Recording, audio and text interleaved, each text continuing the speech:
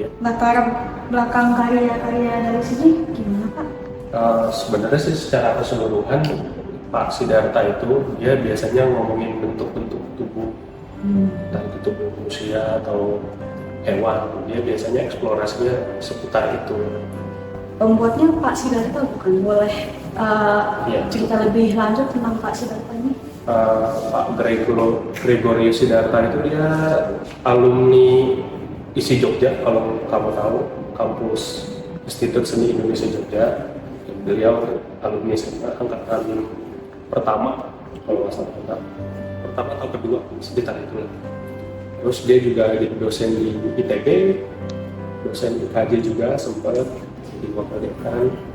Dia salah satu pelopor seni patung di Indonesia. Nah, dia orang pertama yang menggunakan istilah patung kontemporer di Indonesia. Bahan-bahannya dari karya-karya ini? Ini semua perunggu sih.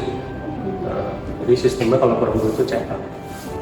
Ini dibentuk dulu, bentuk patungnya pakai tanah liat, nanti dibikin cetakannya bisa lewat gipsum atau pasir khusus, baru nanti dicetak. Kapan rata-rata karya-karya ini dibuat?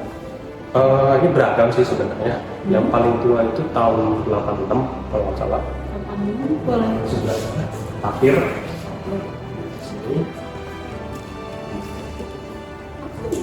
Ya, itu paling tua. Nah, terus paling muda itu ini sama tiga ini. Ini 2004 kalau nggak salah. Yang ini antara 2004. Sisanya tuh 90 sampai 80. Terima kasih banyak ya Pak. Sama-sama, terima kasih juga.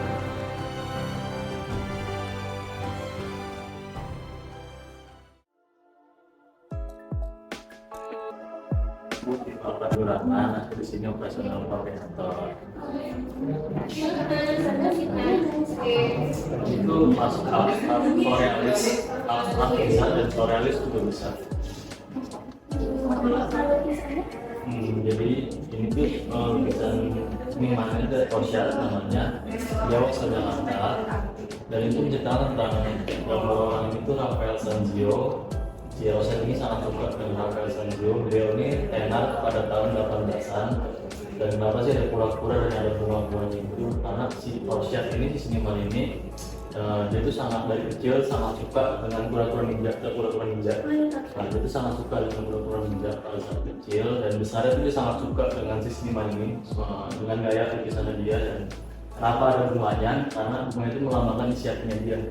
Yang senang akan si Rafael Sanzio dan senang melihat kura-kura ninja. Kalau di ruangan ini semua lukisannya pelukisnya sama atau Beda. Sekarang ini kita ada lima seniman. Ada Rosyad, Fauzan, Mara Experience, Tato Tambela, dan Bobo Mahmud. Ini senimannya, ini pop-art, surrealis pop-art, dan ini tuh senimannya asal Padang, namanya Fauzan.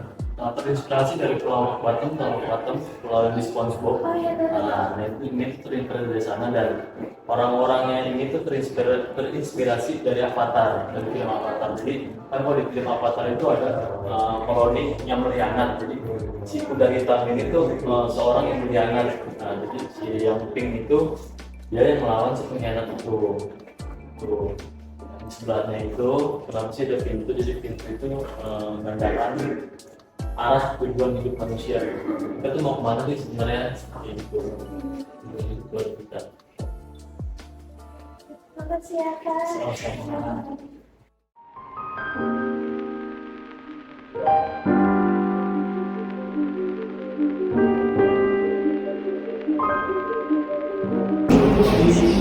Nama aku Jose Stefania Silvanya. Jadi ini salah satu karyanya berjudulnya 528 Hz. Jadi ini dibuatnya ini karya terbarunya yang tahun 2024. Medianya itu adalah kertas. Jadi memakai mix media. Di sini juga bisa lihat ada pastel, ada pensil warna sama watercolor atau cat air. Jadi sebenarnya kalau dari judulnya mungkin banyak yang sedikit bingung, itu kan karena 528 Hz. Jadi 528 Hz itu adalah frekuensi. Jadi frekuensi yang bisa memberikan kita ini pengobatan sebenarnya, ada spiritual juga di sebelah sana gitu. Jadi kalau bisa dilihat juga nanti bisa di search juga di situ bagaimana relaksasi spiritual dengan mental. Jadi makanya kalau di sini ada beberapa dengan karakternya dia, dengan ada beberapa goresan. Di sini kan ada kuas ya, bisa kelihatan ada kuas, ada beberapa elemen-elemen di sini, ada yang kecil, ada yang sedang bermain ayunan. Bagaimana dia merepresentasikan tentang spiritualnya. Pesannya rata-rata tentang apa? Kalau sebenarnya kalau di sini ke dirinya sendiri, bagaimana dia menggambarkan dirinya dengan kehidupan yang ada di sekitarnya dia, dengan apa yang dia lalui dari dia kecil sampai dia beranjak sekarang. Itu adalah prosesnya dia dalam menciptakan karya, itu didapatkan ide dan gagasannya dari pengalaman dirinya dia sendiri. Makasih banyak. Oke, sama-sama.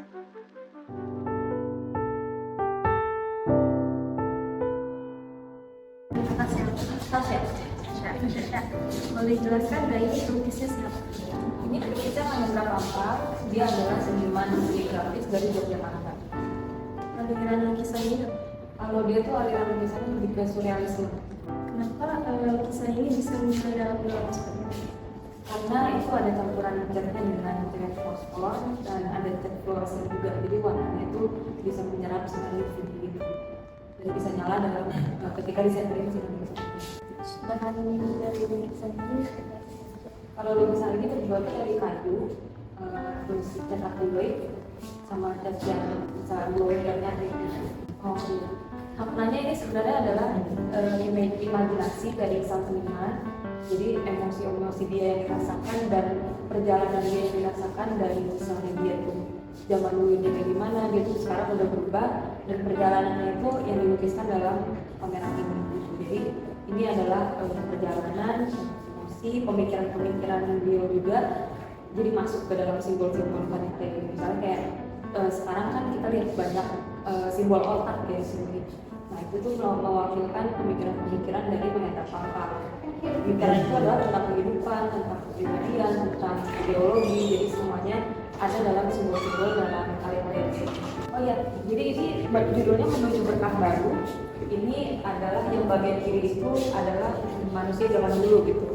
Kemudian ada logo, bukan logo ya, simbol tangan yang seperti ini itu menyiratkan gerbang menuju masa depan yang baru.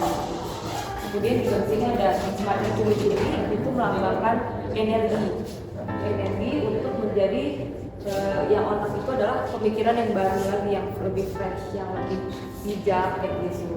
Nah, terus ini juga ada kapal kan diambil dari Alkitab gitu. Jadi itu sih ini tentang menuju berkah baru. Nikmatin aja prosesnya. Nama asli Muhammad Taufik, tapi saya biasa pakai nama MT itu sebagai lebih gampang diingat.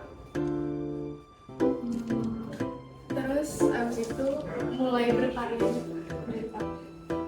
Dan berkarya kalau untuk gambar-gambar dari kecil, dari SMP, dari tahun dari SMP berarti 92. Abis itu makna dari karyanya tuh Ini ya itu.